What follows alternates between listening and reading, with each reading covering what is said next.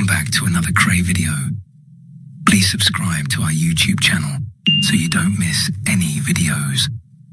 And for people really into the Krays, join our private Facebook group, Krays Crime Lords of London, where you will find stuff probably unavailable anywhere else.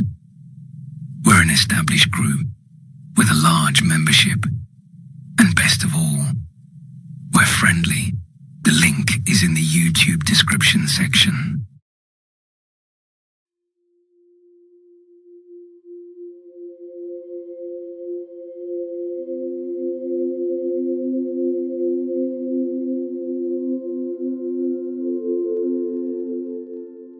In the 1960s, the London underworld was run by two gangs, the Krays in the East End, and, south of the river, me and my brother Eddie, the Richardsons.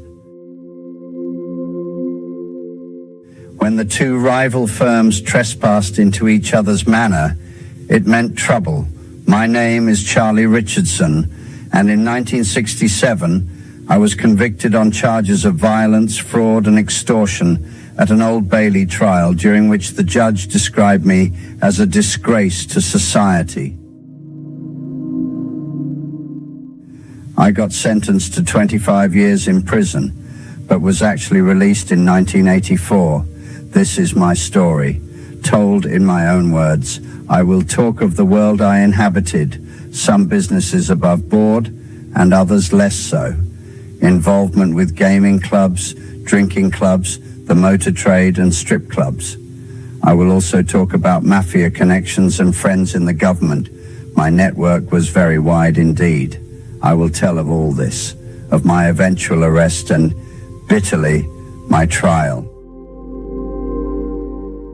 I will speak of the years in Durham and Wandsworth jails and what I learned there. I will reveal all about my escape and the chance encounter which had me back in prison for the final 3.5 years. I will discuss all of my business interests and associates of today. Some of them may find it uncomfortable listening. This isn't a pretty story, but it's a riveting one, and I have much to say on the subject of British justice.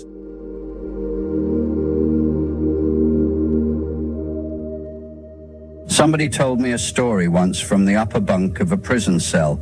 It was about some Roman general or emperor or somebody, big in Roman times, who ordered thousands of men to walk into the sea.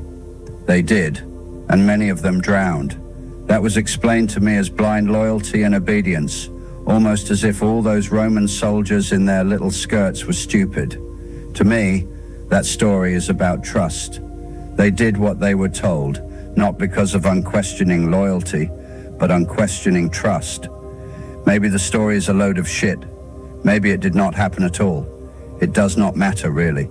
What matters is that I understood that the more somebody trusts you, the more they will do for you. If they trust you completely, your power is so great that you own them. The real monster in the Old Bailey was in such a powerful position and commanded such trust in that courtroom that nobody thought it strange that he should dress up like a woman. Justice Lawton sat in his powdered wig and flowing robes, and as judge, it was his privilege to steal center stage from the other actors whenever it took his fancy. He interrupted all the time to get his facts straight, and at the same time, he made sure that the witnesses repeated all the quotable bits. Sometimes I looked at him and wondered if men like him had ever been little boys who could not understand why their cocks got hard. Was he ever frightened by the boy down the road who liked to kick his ass? And did he ever lose sleep because his best pal would not talk to him? I doubted it. All I could imagine was a small version of the judge. I wish I'd known him at school. I could have painstakingly won his trust and controlled him. Now, he sat at the altar of this cathedral of British justice. He had the public, the press, and my whole world in his hands. He played the scene like the experienced conductor of an orchestra. Sometimes, the band was playing so well by itself, he was happy to sit back and watch. James Taggart was describing greater depths of ritualized depravity to a hushed room, While the prosecutor, Sir Sebag Shaw, helped him paint a grotesque canvas, that would make a Francis Bacon look like the naive work of a schoolgirl. Oh yes, uneducated degenerates like me can occasionally drop the lines of famous artists. Old Sebag, for the Crown, asked his friend James Taggart in the witness box, what was the result so far as your body was concerned? Well, my body was a mess. Perfect understatement, just begging a more detailed description. And Sebag and Taggart both knew it. What sort of a mess? Well, there was a lot of blood streaming from my head, and most of my body was covered in blood. And was the blood only covering your body and head? Or did it find its way elsewhere? Taggart, having been nicely prompted, had no difficulty in remembering his lines. No. It splashed over the walls of the office and on the floor. Now, here we have a naked man, covered in blood, having been beaten to a pulp, and Sebag seemed to be more concerned about stains on the carpet.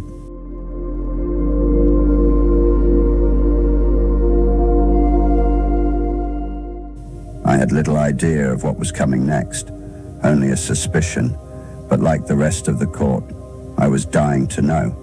Sebag did not want to let go of the messy blood. Was it allowed to remain there as it came from you? I should hope not. It was bad enough being accused of the most barbaric brutality and sadistic torture, but I hope nobody was going to charge me with not leaving a room as I found it. Taggart thankfully defended me on this one. No, I was forced to clean the blood up. Using what to mop it with? My pants, sir. Here we go again. Just the mention of underwear got the courtroom agitated. This was a very English story. I took time off for a second to catch the woman reporter cross her legs. All this talk of underwear was getting to me too. Sebag Shaw took time off too. The audience needed a short break to catch their breath, so he took a little time to remind everybody who was in the room with Taggart. And then he made sure we were all sitting comfortably before he resumed the story. Now, you got to the point of being made to mop up the blood. From where? From the walls and the floor, sir. And when you finish that chore, what is the next thing you remember happening? The arrival of Alfred Berman. Just when the story is starting to get a little boring, we have a new actor to liven things up. What part will he play in this drama of mystery and suspense? Over to Sebag. Did he bring anything with him? Oh no! Not the black box with its little handle and wire electrodes to attach to this poor man's testicles or stick up his arse. Taggart surprised us all with his reply. I nearly fell off my seat. Yes, he brought beer and sandwiches.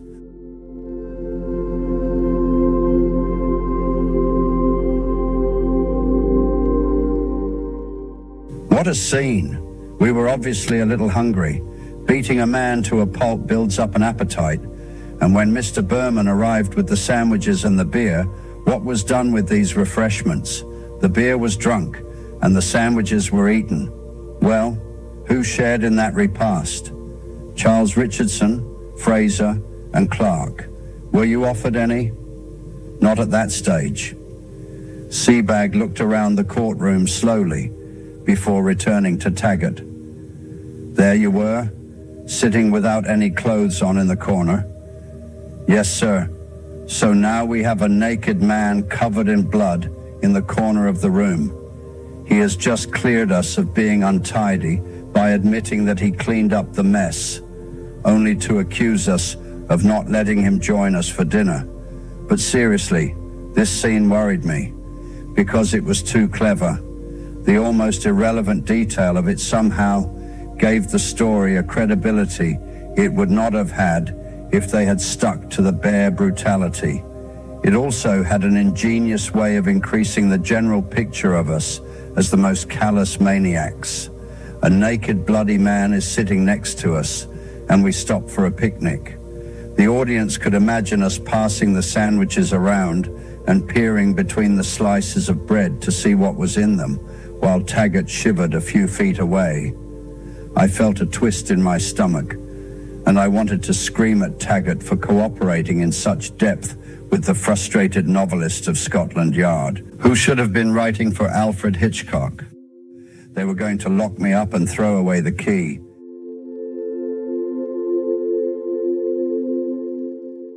Keys have always fascinated me. Now, there is a system, ageless and universal, that depends on shapes. A small piece of metal with a precise shape can open the door to a council house or a country mansion. It can open a safe containing millions, and as such, a key can be worth more than its weight in diamonds.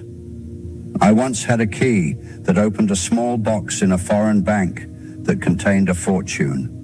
I used to look at that little shiny shape of metal and wonder at its value and fear its loss. The loss of that key would mean the loss of the fortune. Such was the discretion of the foreign bank. Discretion is one of those lovely words that shrouds so many dodgy deals in a respectable world that does not even think of itself as naughty, never mind downright illegal. Somehow, if you have or make a lot of money, it is almost expected of you to steal more.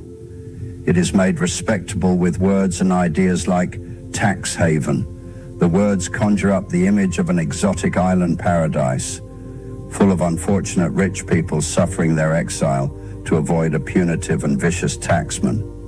Bollocks. A tax haven is a country that announces to the rich all over the world, come to us, and we will help you steal from your own country. Just spend some of your loot here. Walk out of Marks and Spencer with a jumper that you haven't paid for, and you might spend 3 months inside. Steal millions of pounds from the inland revenue and bask in both the sun and respectability of an island fringed with palm trees.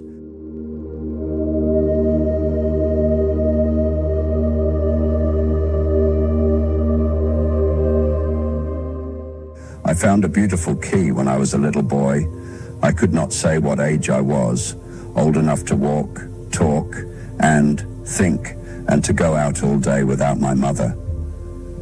The rusty key I found one day in the smelly remains of a derelict old warehouse looked important, and the events that followed its discovery will be ingrained in my memory to my grave.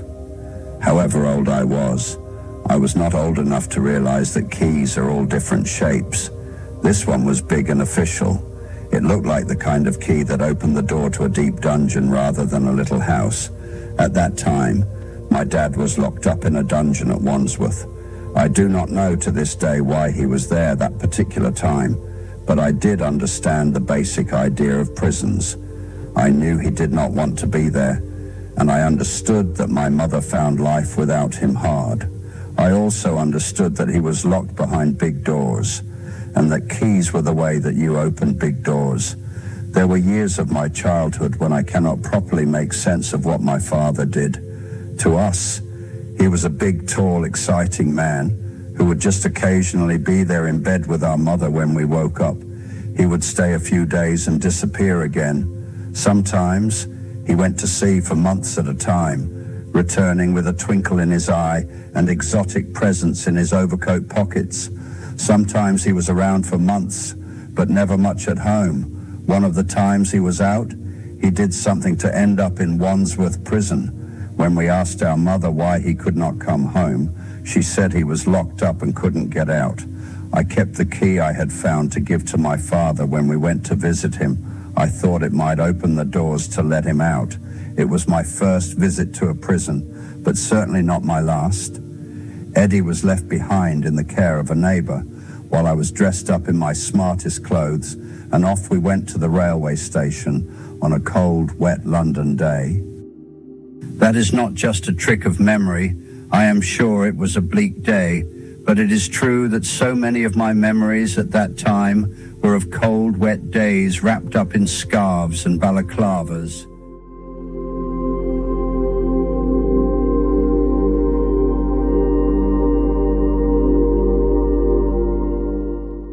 That whole period of my life seemed to have dirty weather, just as my teenage years were full of long summer days with excitement in the air and beautiful cool evenings. I suppose a psychiatrist would tell me those early childhood days were times of hardship and oppression, while adolescence was a period full of the dawning of sexual change and growing maturity. But what do they know?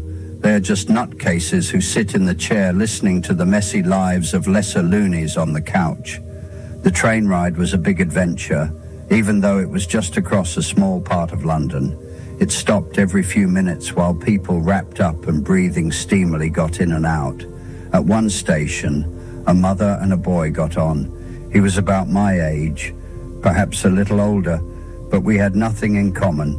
He was dressed in a Cubs uniform, with neatly pressed shorts and long socks, with pink and blue knees between the two. His hair was recently cut, and it looked like the barber had cut around the boy's Cub cap and left what looked like a pink potato. The skin around his yellow scarf and leather toggle was also pink and scrubbed as if it had been boiled along with his shirt. He sat upright next to his mother with unconscious poise and what I took at the time for well-bred dignity. He gave no hint of embarrassment at wearing the uniform of a baby fascist on a Sunday when nobody would be dibbing anywhere in London.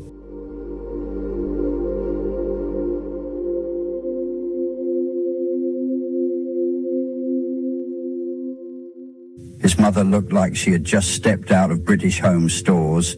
She was smart, neat, tastefully made up, and definitely too good to be sitting anywhere near the likes of us. She made my poor old mum look shabby and worn, although the two women must have been about the same age. I realized then that there were other worlds within the greater world. All I had known were the few streets around our home in southeast London. Even day, trips away were among those same type of people. All the boys I knew dressed like me, and all their mothers looked like my mother, and all the little girls smelled like digestive biscuits. As I sat across from him in the train, I felt grubby and conscious of my dirty fingernails, and I wondered if any snot was dribbling from my nose. The scrubbed boy and his prim mother probably did not even notice us as we blended in with the surroundings, but they aroused a strange tension in me. I started to hate the little bastard and the snooty cow beside him, and I immediately felt better. I hated his lack of interest in his surroundings. How could he, at his age, not be restless and fascinated by the adventure of a day out and a train ride? How could those little piggy eyes, set in pink shiny cheeks, not look around and reflect curiosity? What was reflected there instead was the dull glaze of discipline and proper behavior. He was trained and confident. He was taught to deal with this situation unemotionally, and any playful childlike wonder was buried deep down and held there. He had inherited the most precious asset that his kind passes from generation to generation, like a congenital disorder from birth. He had been taught by an unconscious process of instructions and firm examples that he was to be one of the righteous class. He would grow up to believe he was a respectable pillar of society, that he had some control of his own destiny, but in fact, he would just do what he was told for the rest of his life by the real ruling class, who had us all by the balls. They were the delicate green moss, enjoying the rays of the sunshine on top of the great compost heap of the rest of humanity beneath them. Every minute of every day, they knew it as fact, unlike a heartbeat. It was a force so natural, it was rarely thought about. We fool ourselves into believing that their money is their only power. If we only had that start in life, we would be on top. But take away their riches, and the bastards will still leap ahead in the race. They run in front of us, fueled only by the belief that they are where they belong, and we plod behind, doffing our caps because we think that is where we belong.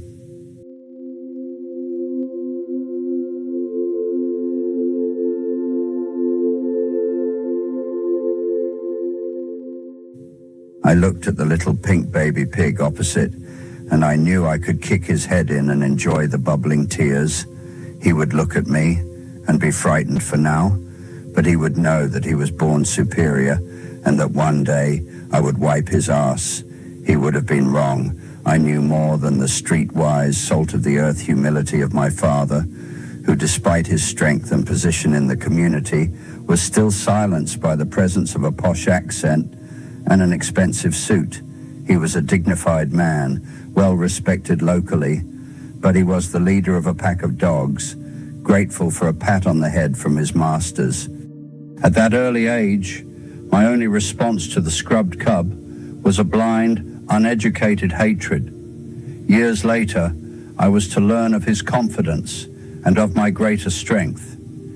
He had received his belief in himself and in his place in the world by soaking it in from his parents and surroundings. He had been given his confidence. My belief in my right to a good place in life was learned through observation and experimentation. I fought for my confidence, so when I got it, I protected it fiercely. We stopped at a station, and the prim lady took the hand of the boiled boy and left. My mother realized in a fluster that it was our station also, grabbed her shopping bag, wrapped my scarf around me, and we jumped onto the platform. As we walked to the prison, we passed our fellow travelers waiting at the bus stop in the drizzle under an umbrella that matched the woman's clothes. Little Dib Dib Dib looked cold without a coat. I gave him the best threatening kick-your-face-in look that I could manage, but he didn't even notice me. And that brings us to the end in this part. Thank you for listening, and I'll see you again in the next one.